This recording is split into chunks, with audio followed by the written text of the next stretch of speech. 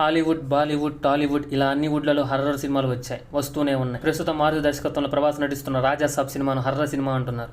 ఇంకా చాలా హర్రర్ సినిమాలు తెలుగు ప్రేక్షకుల ముందుకు రాబోతున్నాయి. వర్మ దర్శకత్వంలో వచ్చిన ఎన్నో హర్రర్ సినిమాలు వెన్నులో వణుకు పుట్టించాయి. హిందీలో వచ్చిన పలు హర్రర్ సినిమాలు ముచ్చెమటలు పుట్టించాయి. చంద్రముఖి, కాంచన, ముని ఇలా ప్రతి హర్రర్ సినిమా భయపెట్టాయి. అయితే అవన్నీ ఒక ఎత్తు అయితే హాలీవుడ్ మూవీ ది ఎక్సార్సిస్ట్ ఒక ఎత్తు. ది ఎక్సార్సిస్ట్ చిత్రం 50 ఏళ్ల క్రితం వచ్చింది. అప్పట్లో సినిమా ప్రపంచవ్యాప్తంగా చర్చనీయాంశంగా మారింది. చాలా దేశాలు ఈ సినిమాలో మరీ హర్రర్ ఎలిమెంట్స్ ఎక్కువ ఉన్నాయంటూ బ్యాన్ చేశారు. పెద్ద దేశమైన బ్రిటన్ ఈ సినిమాను బ్యాన్ చేసిందంటే ఏ స్థాయిలో సినిమాలోని సన్నివేశాలు భయపెట్టే విధంగా ఉంటాయో అర్థం చేసుకోవచ్చు. 1973లో కేవలం 23 థియేటర్స్లోనే విడుదలైన ఈ ఎక్సార్సిస్ట్ చిత్రం కొన్ని రోజుల్లోనే ప్రపంచవ్యాప్తంగా సినీ ప్రేమికుల దృష్టిని ఆకర్షించింది. అయితే ఈ సినిమా చూసిన వారిలో చాలా మంది ప్రవర్తన విచిత్రంగా అనిపించిందట.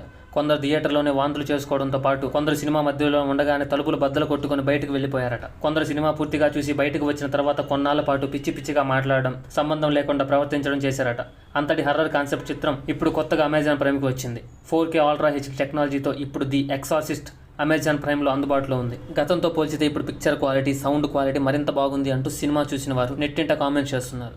ప్రస్తుతం అమెజాన్ ప్రైమ్లో రెంట్కి అందుబాటులో ఉన్న ఈ సినిమాను చూడాలి అంటే ఖచ్చితంగా దమ్ము ధైర్యం ఉండాల్సిన అవసరం ఉంది.